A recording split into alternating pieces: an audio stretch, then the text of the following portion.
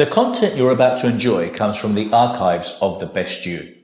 We're devoted to the very best in personal development, with a platform and resources dedicated to inspiring and changing people's lives. At The Best You, we work with the world's leading writers and trainers on the evolution of the self, and people whose journeys have been affected by their work and words.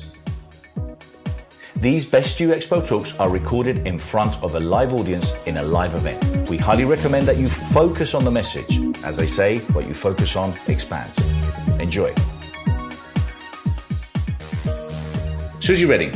She's going to be talking about the art of self-care, learning to nourish yourself. Self-care is the buzzword, and in this workshop by psychologists, health coach and yoga teacher Suzy, she explores why we need it and shares energy-efficient ways to unwind, re-energize and lift your mood, lasting far beyond the session itself. So I hope you enjoy it. Thank you so much.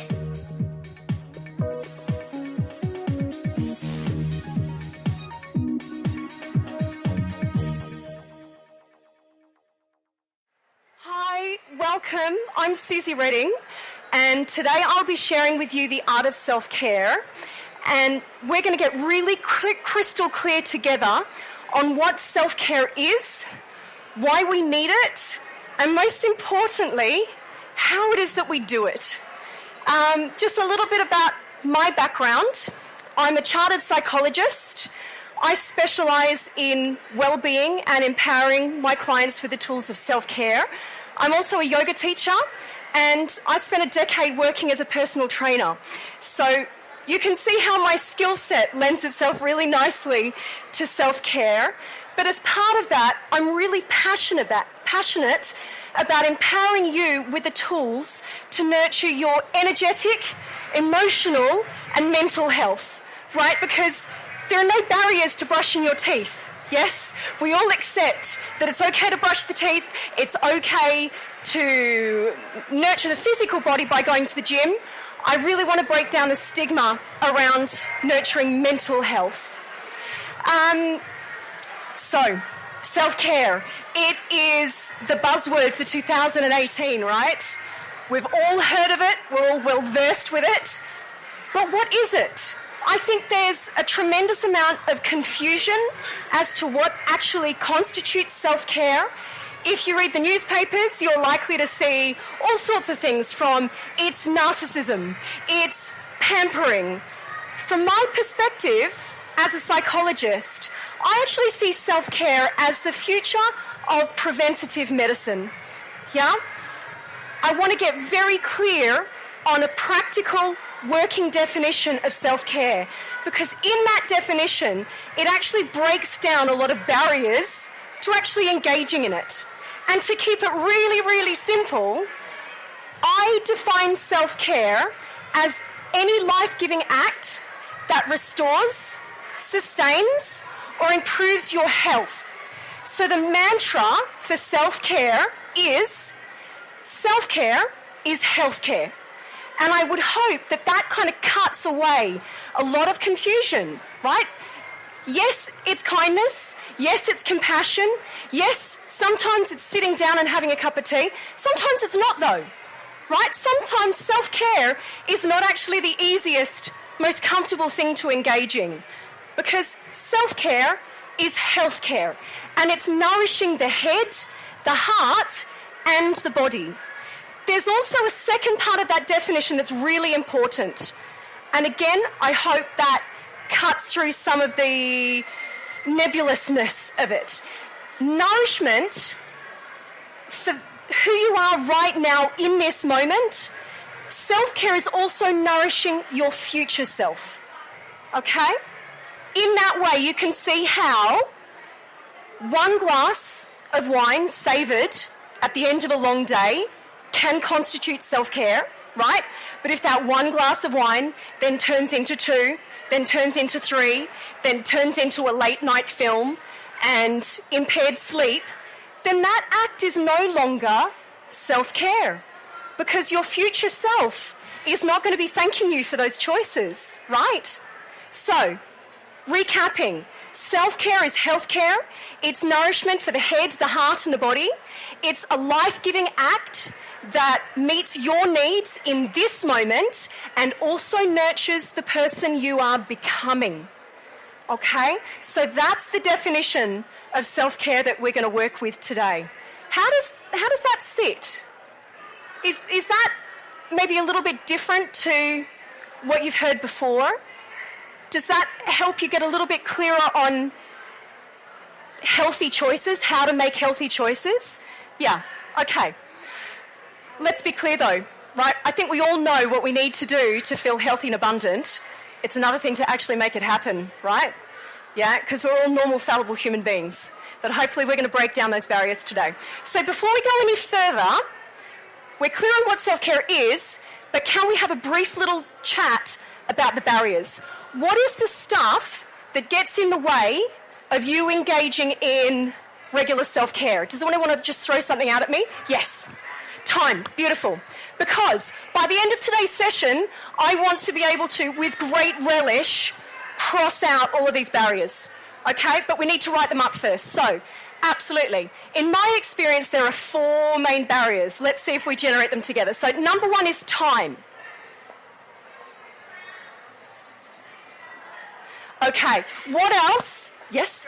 Stress, absolutely. Stress gets in the way of self-care, but underneath that stress, what's the underlying cause that actually gets in the way of self-care? You get to the end of a long day, right? You've met all your needs of your employers, you've looked after the family. How do we feel? Tired. It's more likely to be energy is the root cause for the barrier. So energy is another significant barrier to a lot of us engaging in self-care. Yes? Oh, I like it. So we've got energy, self-sabotage. I think that's a really, really insightful observation. We often get in our own way, don't we? I know I do. I'm going to put my hand up. Yeah, I get in my own way. So self-sabotage, yep, let me just pop that one up. Responsibility to everybody else but yourself. Yes. Usually. Children, jobs. Okay. Other people. Absolutely. So that taps a little into time because we are time squeezed when we're looking after everybody else's needs. It taps into energy. It also taps into self-sabotage because, to be honest with you, this is about allocating priority to our health and well-being, isn't it? Okay, but let's pop priorities down in there. Which one? Absolutely. Yes, expenses. Fantastic. We've got it. Expense. Now, there's a really big one that I think probably taps into this priorities one. No one said it yet, but when I say it out loud, I imagine everyone's going to go, yeah. Guilt.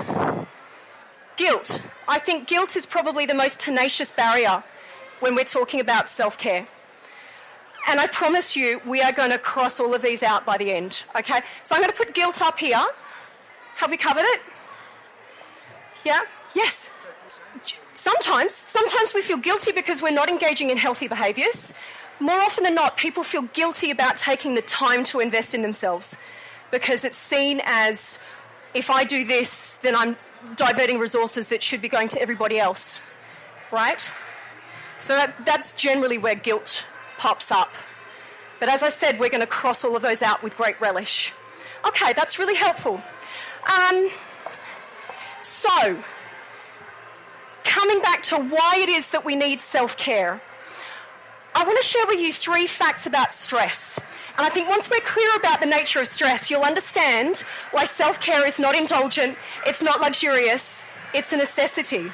Now, the first fact about stress is that it is a normal, inevitable part of life, right? And if you're saying to yourself, I will look after myself when the kids are at school, or I'll have time for myself when things are smooth on the business front, or when I've finished studying, that time will never, ever come because the nature of modern life is inherently stressful. Whether it's the beeping dishwasher, yes, that sounds until you turn it off, or whether it's the ever-present screen time, or whether it's your sweet cherubs that wake you up through the night, or let's take a look at the other stresses in life. Promotions, yes? Scoring a new client, a new relationship, starting a family, getting married, planning a holiday. All of these things incur an energetic tax as well, right? So there's no point wishing away stress. Stress is a normal part of life. I will also say that the right kind of stress and stress in the right amounts is the stuff that keeps you evolving, that keeps you growing. It stops us from getting bored. So let's not wish stress away. We need self-care to help us better navigate stress.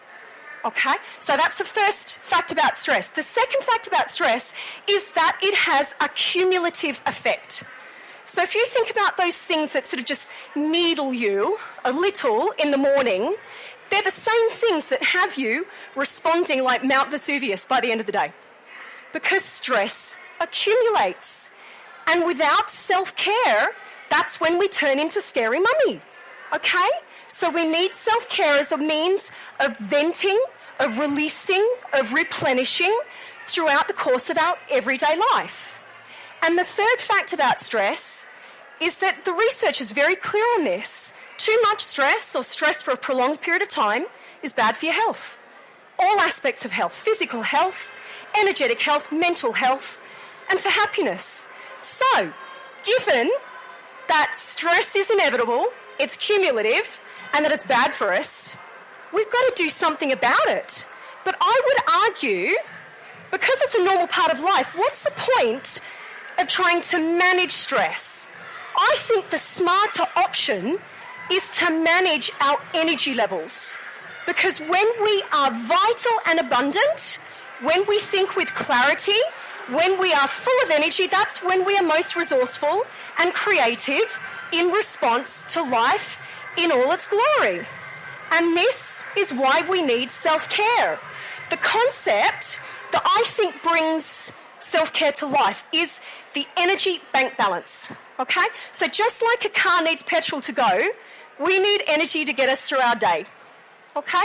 And if you are just scraping by with the status quo of life, we've got to take a look at that, because what's going to happen if your cherub is up all night, or if you fall and hurt your back, or your mum needs you, or you decide to move, you sell your house? You know, this is the stuff that no one is immune, yeah?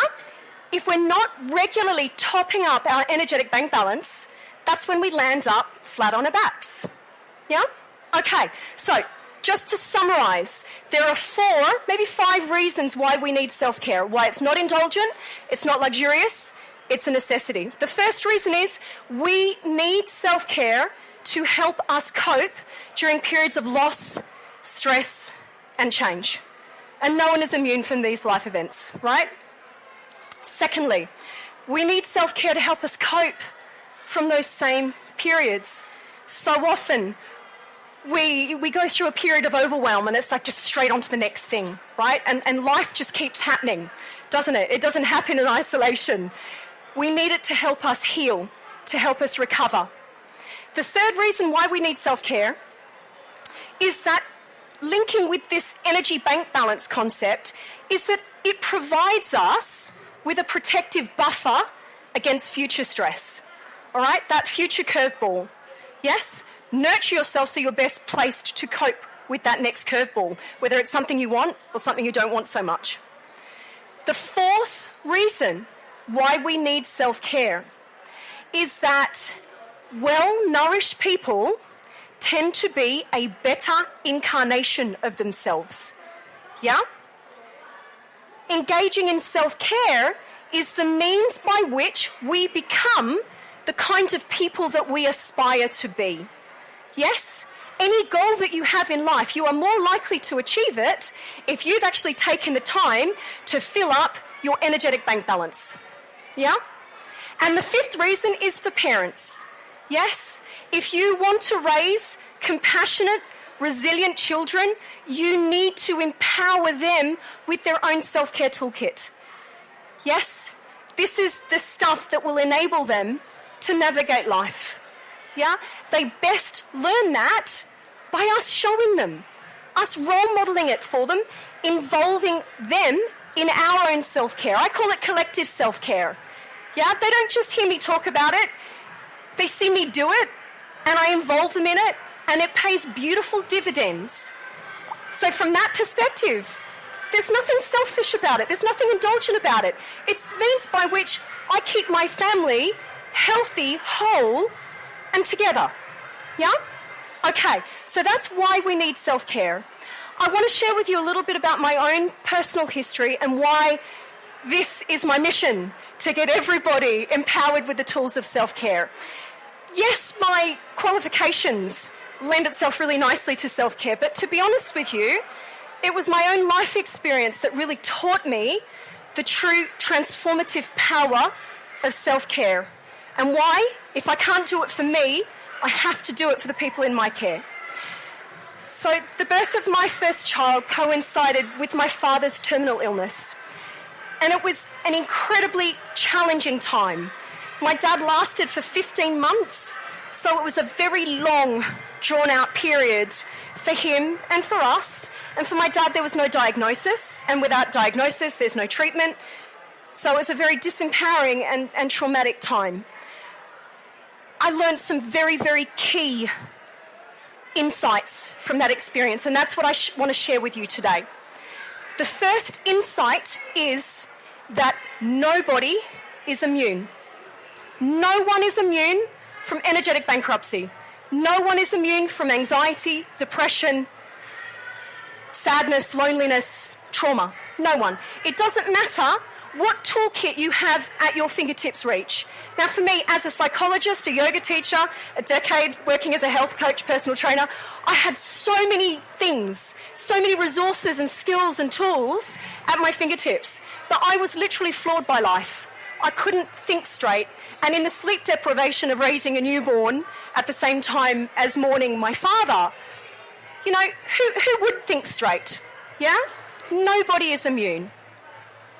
The second key learning is energetic bankruptcy serves nobody, right? If you run yourself ragged and wind up flat on your back, you are of service to nobody.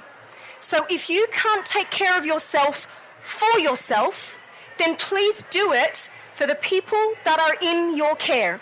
Because what I learned the really hard way is that if I don't nurture myself, I'm pretty rubbish at tending to those in my care.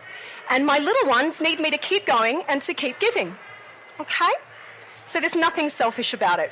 If you're interested in speaking, exhibiting, or getting involved in the largest personal development expos in the world, contact us today at www.thebestyouexpo.com or send us an email to info@thebestyou.co.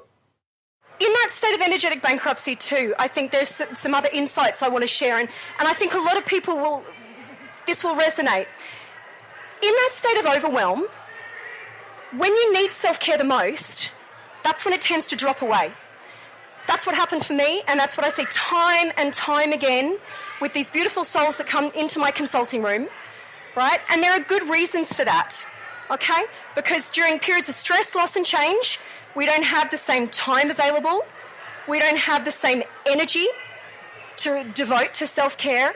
And the means by which we normally nourish ourselves quite often drop away. But in that state of energetic bankruptcy, that's when you're least resourceful and creative to come up with new ways of nourishing yourself. So we need to get self-care on the radar. We need to be proactive about articulating a self-care toolkit. Because in that state of overwhelm, you literally need it written down in front of you, the things that you are going to do or could do to pick yourself back up. And that's what we're going to do today. Okay? And the really beautiful thing from that experience, from my experience of finding myself, I literally, like I said, I couldn't think straight.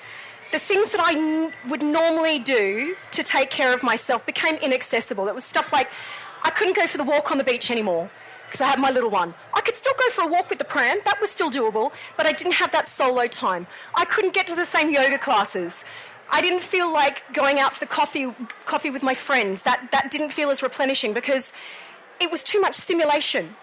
But in working with a postnatal depression counsellor, and to be honest with you, to this day, I don't know whether it was grief, I don't know whether it was exhaustion, whether it was PND, and to be honest with you, I don't care because I was just a normal, fallible human being subject to an extremely taxing set of variables. So for me, a label doesn't really help. I just knew that I struggled, and I was really lucky that I reached out and I found someone who understood and was able to help me. And in partnership with her, she said to me, so what's your self-care routine like? And I'm like, that was actually the first time that I'd heard the term self-care. In 6 years of university study, I'd never come across that term of self-care. But with her partnership, and I literally needed a sounding board to kind of help me get clear on what were the things that I could do. Okay, so I couldn't get to that yoga class anymore, but could I roll my mat out at home? Hell yeah. So I used to roll my mat out at home when Charlotte had her day sleep, and for months, I slept on my mat. I didn't even do any yoga because my body-mind was so depleted that was actually the most nourishing thing that I could do. And that was so much more nourishing and uplifting than sitting and having the brain fade on the telly, which is what I was doing previously. And it's that overwhelm that makes it so hard to make a good decision. But the beautiful thing is that one good decision of rolling out my mat or having a sleep, doing some yoga, then helped me make a better decision in the afternoon. I'd go for that afternoon walk, and having done that, then I'd make a better nutritional choice, and then I'd get to bed at a better time. And what we are setting into motion with these little, I call it, micro moments of nourishment are more and more healthy choices. Conversely, you make one bad choice and it's this downward spiral. But we can set that upward spiral beautifully into motion with some carefully chosen self-care. Now, what I want to do today is totally broaden your conceptualization of what self-care is. Because for so many of us, thinking that self-care requires time, that it requires energy, that it has to be expensive, I think we need to broaden the toolkit. And you will soon see that there are an infinite number of things within fingertips reach that don't take any time, that don't cost a penny, and also don't require an ounce of energy. And that's what I want to flesh out with you today. So, in the 7 years since my father's passing, I have devoted all of my professional life to self-care. And I think the thing that really helps to set self-care into motion in everyday life is having some kind of framework, some kind of way of organising this information in your head so that when you need it the most, you can pinpoint something accessible and potent, personally potent for you. So, it took me 7 years to create this framework. Do you think we can maybe generate it in the next 15 minutes together? Shall we try? Okay, so we're going to use the microphone for this, Jackie. What we need to do is flesh out the framework that's in my book, the Vitality Wheel.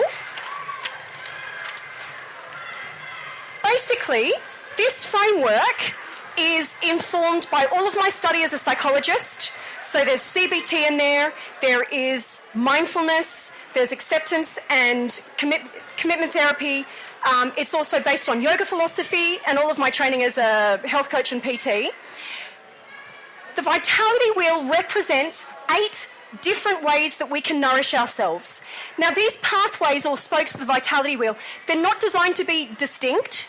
You'll notice that one activity could fit into 3 or 4 different spokes of the wheel, and that's fine. The whole point of the Vitality Wheel is to remind you of some form of nourishment that is accessible to you in the moment when you need it the most. Okay? So, Jackie, can we get the microphone going on? What I would love for you to do, if you could just give me an example of a self-care activity, and I'll slot it into one of the spokes of the Vitality Wheel, and we'll flesh this out together. So who wants to volunteer an activity? Fantastic. Keeping a gratitude journal. Wonderful. Gratitude. Okay. So I'm going to put gratitude under mood boosters.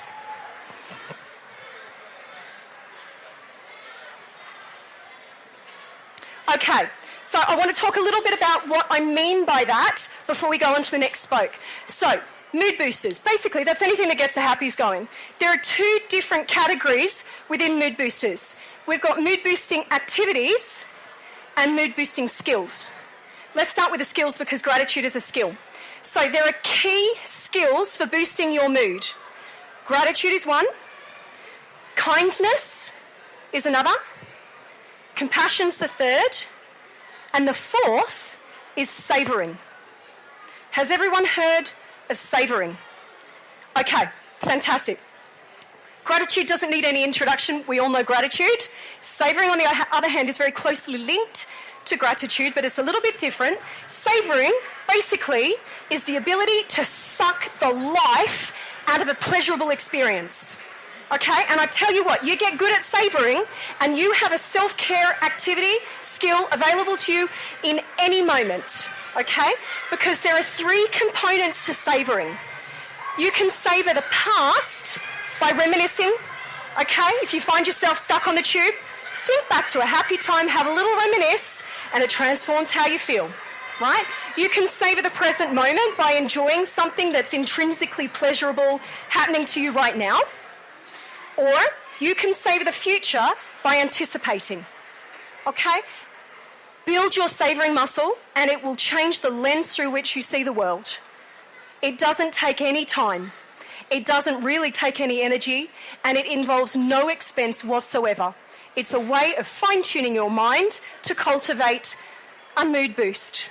And it is my favourite self-care activity. Okay? So that's mood boosters. Next, what's another self-care activity? Yes, fantastic. I was going to say meditation. Meditation. But maybe it's already in mood boosters. No, you're so right. I'm going to pop meditation with sleep, rest, relaxation and breathing. And there's a really good reason why I've got all of those four in there together. So that's the next one. Sleep, R&R, and breathing. Okay. My mantra around sleep is sleep for sanity. And again, I've learned that one the hard way. My goodness, any new parent will testify to that. It's really hard to think straight when you haven't had a good night's sleep. Let's be honest. While we all value, well, hopefully, are beginning to value the importance of sleep, there are times in life when good sleep, regardless of your effort, is inaccessible. It's just not possible. In the absence of good sleep, then we have rest and relaxation to turn to. And I can see some faces going, when do I have time to sit and put my feet up? I hear you. In the absence of time for rest and relaxation, we have our breathing to work with, okay? Because good sleep, now that is 7 to 9 hours of sleep every day. That is what most adults need to function well, 7 to 9 hours. I think few of us actually get that, am I right? But that's what good sleep constitutes, 7 to 9 hours of sleep. In the absence of that, rest and relaxation, breathing. They all stimulate your parasympathetic nervous system, okay? Your parasympathetic nervous system is the rest and digest portion of your nervous system. When that is functioning well, it actually mediates the stress hormones. So again, don't worry about trying to manage your stress. Manage your nervous system, manage your energy levels, and you will naturally better navigate that stuff, okay? So, sleep, rest, relaxation, and breathing. Does anyone want a little breathing technique? Would that be useful? It's really hard with Beyonce, isn't it? Okay, so I think the best way to work with your breath is actually to involve movement. Okay, because sometimes if you notice that you're feeling anxious, sometimes just trying to breathe bigger can actually agitate. The way to shortcut that is to move with your breath. Now, if you're at home and it's okay to wave your arms around and look a bit silly, the movement that I would suggest to actually open up your body to receive a more complete breath is the mountain breath. And that's a breath in, reaching the arms up, and a breath out, lowering the arms down. Now, what that actually does, it opens up the intercostal muscles between the ribs so you can actually take a deeper breath in, right? And then the breath out, it's like bellows. You can actually take a more complete breath out. If you do that 6 times, you will feel better for it. If you breathe better, you feel better. Doesn't cost anything. It might take a minute. It doesn't take any energy. And I tell you what, it's damn effective. Okay, so you're at work or you're in the post office queue or you're on your commute. You can't stand up and do a mountain breath. I get it. What you can do is use your hands. And if you've got a free hand, try it now, or otherwise just car park this one and try it at home. As you breathe in, open your hand fully As you breathe out, slowly close the palm and make a gentle fist. Do that a couple of times. Breathe in. And breathe out, make a gentle fist. And what I'm hoping you'll notice is that as you breathe in and open the hands, it actually helps to open the rib cage.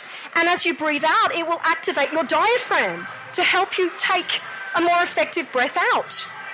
This is self-care. This is something we can do on the commute. This is something we can do at our desks. This is something we can do at the kitchen table, the dining table when the kids are throwing their meal at the wall, right? Okay, this is how we make self-care accessible. Okay, so that's our second spoke. Who's got another self-care activity? Massage. Yes? Wonderful. Massage and things that go with that. I suppose Reiki and fantastic. Massage. I love that. Okay, so massage, this is going to sound really crazy, but I'll explain it to you.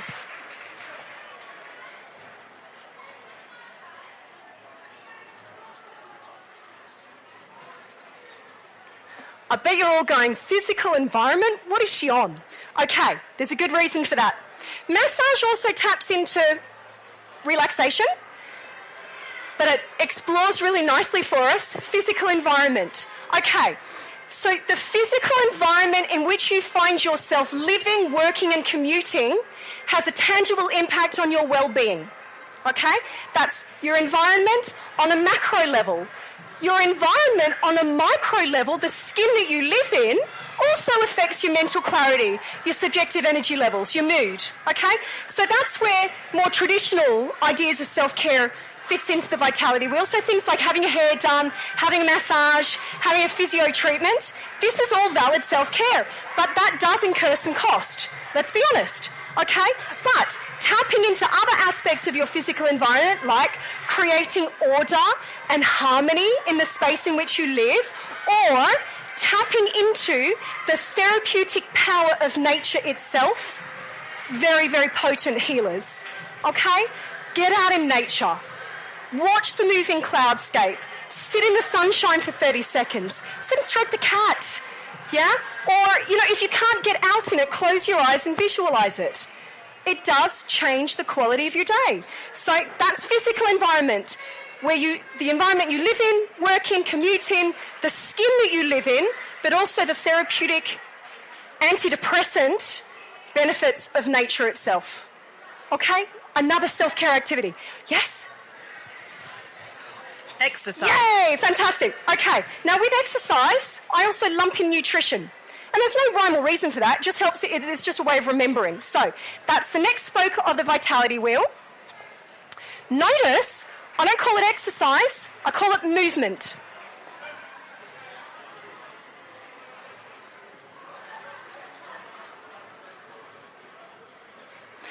The reason for that is any movement has an antidepressant effect. It's not just sport, it's not just organised fitness, it's not just yoga. Any movement, whether that's hoovering, dusting, gardening, having a dance, going for a walk around the block. Yes, so it's not just exercise, it's just move your body. And the mantra there is move for mental health. Okay, this is not about rippling abs, this is about mental clarity. The ability to think straight so that you can actually make healthy, life-giving choices. It boosts your willpower, okay? So it's movement and it's also nutrition. Quite often when we're thinking about nutrition, we're thinking about feeding the physical body, right? You also need to feed your mood. Hunger is real, isn't it? Yes? And how many poor decisions do we make when we're hungry? Okay? So this is where the vitality wheel comes to the fore. You have a look at it and you think, oh my goodness, do you know what? I haven't actually eaten for 3 or 4 hours. Maybe I just need to eat something so I can think straight, right? This is simple stuff. But when you're in the throes of hunger, you can't think straight. So have a copy at the vitality wheel and it will remind you. What's next? If you're interested in sharing your story, sharing your dreams, sharing your ideas in the largest personal development platform, the Best You EXPO, sign up today. Go to www.thebestyouexpo.com or send an email to info@thebestyou.co. What's another self-care activity? At the front, yes.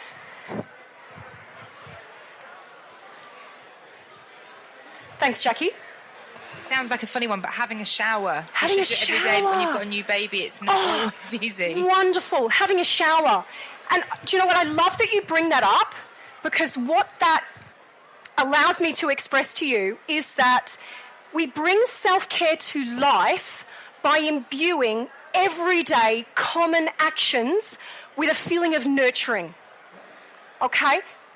That way, it's not another thing you've got to add to your to-do list. So it's a matter of scanning through your day and thinking about what are you doing already that you could turn into a little micro moment of nourishment. And your morning shower or your evening shower, your bath, is a perfect example of that. Because you can take a shower and ruminate over all the stuff you've got to do in your day, or you can think about that argument you had with your spouse last night, or you could take what I call a meditative shower, where you set the intention to savour, here's savouring, the scent of the shower gel that you use, the sensation of the water as it cleanses and de-stresses. And if you give yourself completely to that experience, how different is that to the ruminating shower? It takes the same amount of time, you're doing it anyway. One boosts your health and well-being, the other, doesn't do much for us at all. Okay? So with that, I'm going to put your meditative shower under coping. And again, you're probably thinking, what is she talking about? Coping. Okay, so coping refers to stress management tools, coping tools. And your meditative shower is a prime example of mindfulness. Okay, and there are so many mood-boosting skills that unless you have cultivated the ability to be mindful, you can't savour, for example. It's very hard to be grateful if you're not mindful. Okay, mindfulness is such a key skill to being able to navigate life and its curveballs. Okay, so that's coping. Other kind of tools that would fall in the coping pathway of the wheel would be things like using mantras.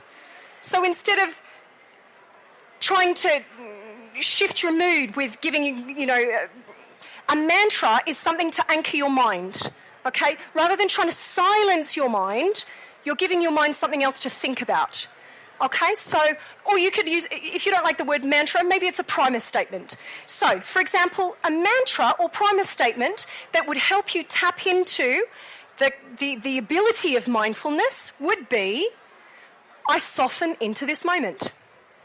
Okay? If you repeat, I soften into this moment, you are actually cultivating mindfulness. You're creating a physical softening. You're creating the space to actually observe what it is that's unfolding within you and beyond you. And you're giving yourself the time to choose a response rather than a mindless knee-jerk reaction. Okay? So that's an example of a coping skill. And there are lots more in my book. Another one that I really like using, and I use it on a daily basis, is the blue circle of control. Now, if you imagine a blue circle in front of you, inside that circle is everything within your control. Outside that blue circle is all white, and it's everything beyond your control. Now, if you find yourself ruminating on something, the question I want you to ask yourself is, can I do anything about this? Is it in my blue circle? If it is, then you do something about it. You take action. If it's outside of your blue circle, there's no amount of worrying, effort, care that will make a lick of difference. So what is the point? Yes? Ask yourself, what can I do something about? And that's where you place your energy, your effort, and your attention. Okay, it's another coping skill, and hopefully that will just refine where it is that we place our energy and attention. But we've still got 1, 2, 3 to go. So can we have 3 more self-care activities? Hi. I know. I was going to say laughter and positive thinking. Laughter and positive thinking, fantastic. I love that. Now, I would normally put laughter under mood boosters. So I didn't talk about mood boosting activities, did I? So, mood boosting activities, that could be anything from watching a YouTube cat video that gets the giggles going. There's nothing wrong with that. That's good self-care. It could be, it's reading, watching, listening to anything that you find uplifting. A piece of music that you love. Wearing a colour that you love. A piece of jewellery that's infused with meaning, right? These are mood-boosting things. And laughter, we all know that is good for the soul. Okay, but laughter also taps into, generally if we're laughing with people, aren't we? Generally. Yes? So that taps into social connection. And the reason why I call this Vitality Wheel segment social connection rather than friendship, love or relationship is the fact that we can connect with any other living being without knowing their name and get a huge amount of zest from that interaction. Okay, so it's not just your nearest and dearest that feed the soul. It is connecting with any other person that offers you a moment of positivity resonance, a sense of shared meaning. We're in it together. So social connection is the next one.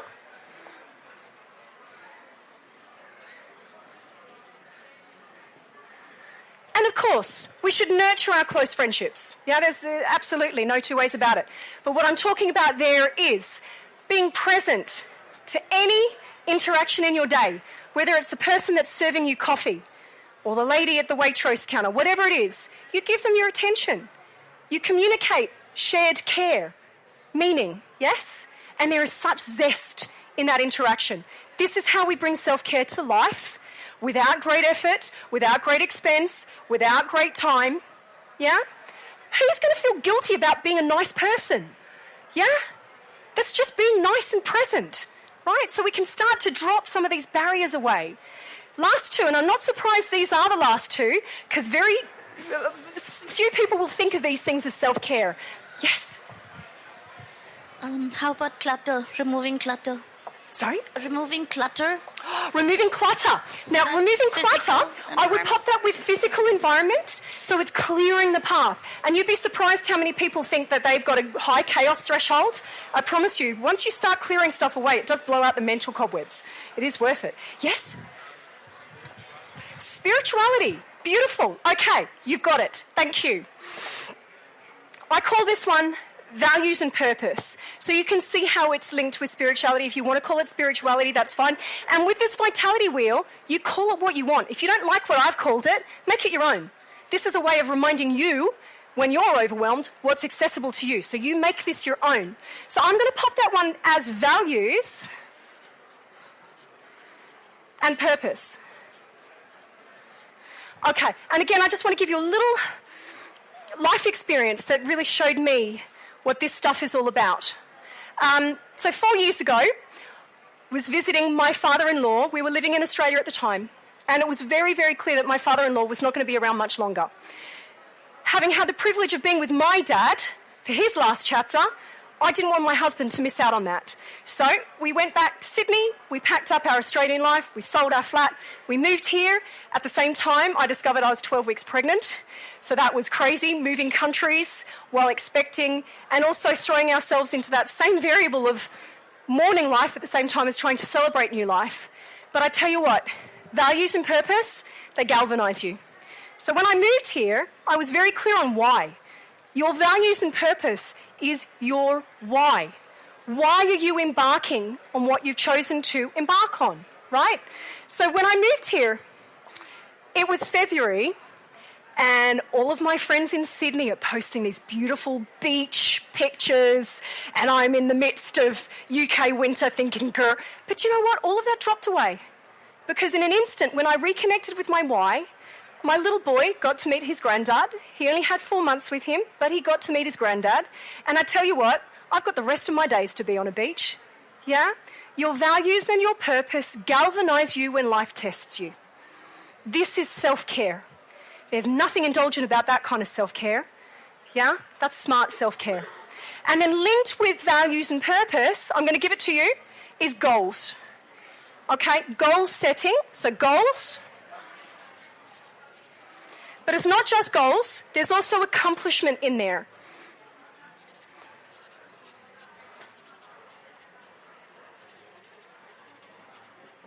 Okay, so if you want to achieve anything in life, research is very clear that if you set yourself a goal around it, you're more likely to achieve it. Okay, it's got to be the right kind of goal. Yeah, the right kind of goals are goals that you decide that you want for you. Right? We're less likely to achieve goals that other people want for us. They need to be intrinsically motivated, but goals also need to be very firmly rooted in your values and purpose to galvanise you. Okay? So it's almost like these two spokes of the vitality wheel are the means by which you get all of this other stuff happening, Okay, so get clear on why it is that you want to engage in self-care. What does self-care facilitate in your life? Right? Now, from my perspective, I engage in self-care so that I can be a compassionate, resilient, present, loving mother. Yeah? I do it because I really want to stay married. And I engage in self-care because I want to operate with authenticity. And I want to be present for my clients. And if I don't, I'm not giving them my all. Right? Does this sort of broaden your conceptualization of what constitutes self-care? Yeah? Let's be really, really clear. Self-care is not limited to pampering. Sometimes self-care is pampering. There's nothing wrong with putting your feet up. Okay? But sometimes the true act of self-care is the last thing you feel like doing. Sometimes it's going for that run when you really want to sit down and have a handful of biscuits. Okay? So this is where we tap into our future self. Ask your future self, what would they do? Yes? Your future best self. Make more decisions like your future best self, and, you know, we become the people that we aspire to be. Yeah? I know that this stuff works, okay? Because that test of moving here 4 years ago while expecting, the variables were so similar between having first child and second child, but my experience of that was vastly different because being dedicated to this... Well, just wait a moment. The few show will be closing in 15 minutes. All the visitor, please make your way toward the exit. Thank you.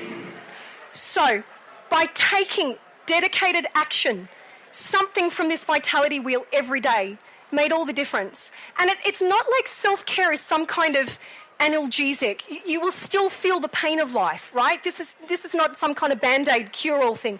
But the thing is, I didn't fall over second time round. At no point second time round did I not want to be here anymore. And I was a far better mum through that. So let's go back to these barriers. So for people that think time is an issue, what did we talk about? Those mood-boosting skills. Gratitude, kindness, compassion, savouring. None of those things take any time. Yeah? Immersing yourself in nature's beauty while you're out on a walk. You know, so often we're walking anyway, but either we've got our head down in our phone or we're thinking about something. Open your eyes up. Look up. Your posture. Yes, research has shown that if you stand tall with an open heart, elongated spine, it's actually easier to recall positive memories. Your subjective energy levels rise, your mood lifts. Conversely, if you sit like this, instantly, it's actually easier to cry. It's easier to remember negative memories, and our subjective energy levels are lower. So stand tall. Take some, here we go, you'll never forget this, chicken wing shoulder rolls. Just do 3 or 4 of those. It opens your heart. It gets you breathing. It lifts the spirit, right? 3 of those, and you can shift your mood. So, is time still an issue? Can I put your hand up if I can cross that out? Yay, I'm doing a happy dance. Fantastic. So we can cross out time. Energy. Okay. We can use a mantra. Doesn't take any energy. Something like, I appreciate me. Or, I give myself permission to rest. Yeah? Or if there's a particular way that you want to feel, just say you're about to go into an important meeting, you can use some kind of I am meditation. I am calm. I am resolute. You stand up tall, you take a few breaths, and you channel that feeling. This is self-care. Does it take any energy? No. It takes no energy whatsoever. What it does take is awareness of that practice. And hopefully we've got these practices on your radar today. Can I cross out energy? Yeah? The other thing, if you've got no energy, lie down with your legs up the wall. Is anyone familiar with that? Yeah? Fantastic. If you've done any basic first aid training, that's the position you put someone in when they're in shock, because it redistributes all the blood flow to the vital organs. And I tell you what, as a sleep-deprived mum, if I tried to have a nana nap and I didn't quite get to sleep or I was disturbed, I'd wake up feeling grinchy. Ugh. But if I lay down for 5 minutes with my legs up the wall, 5 minutes, that's all it takes.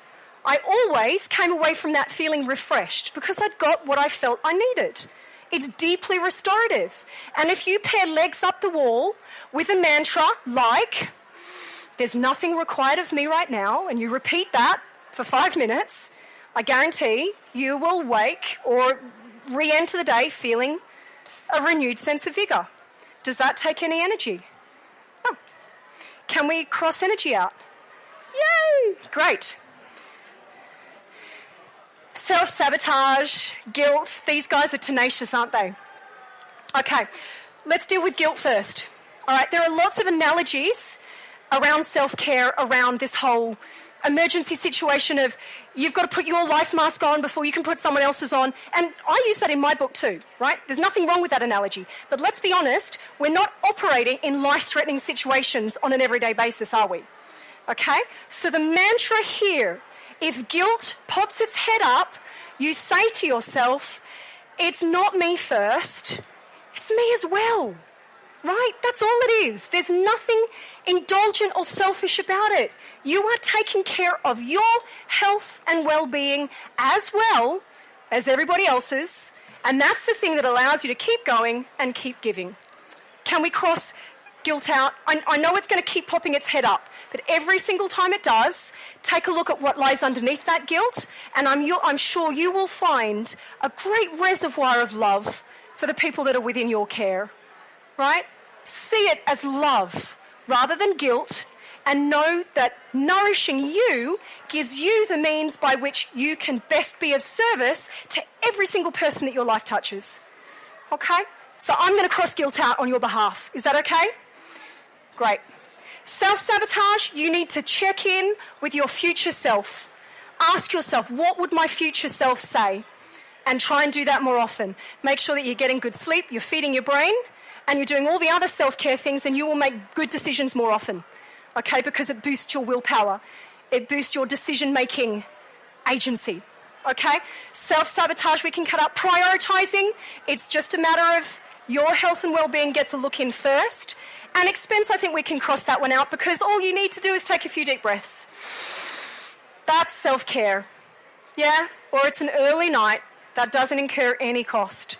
So I hope that's useful. Can you see yourself using this stuff?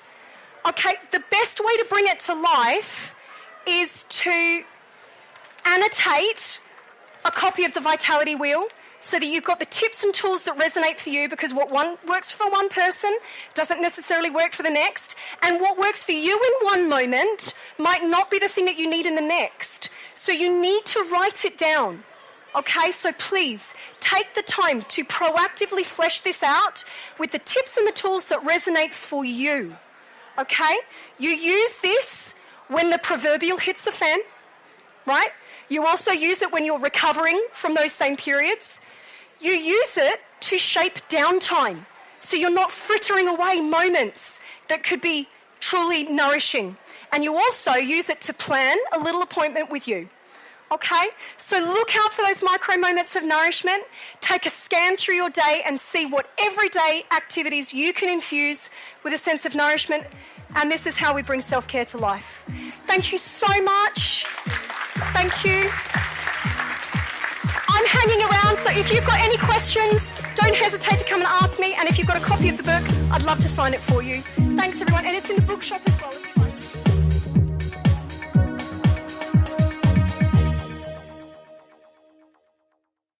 For more information, go to www.thebestyou.co.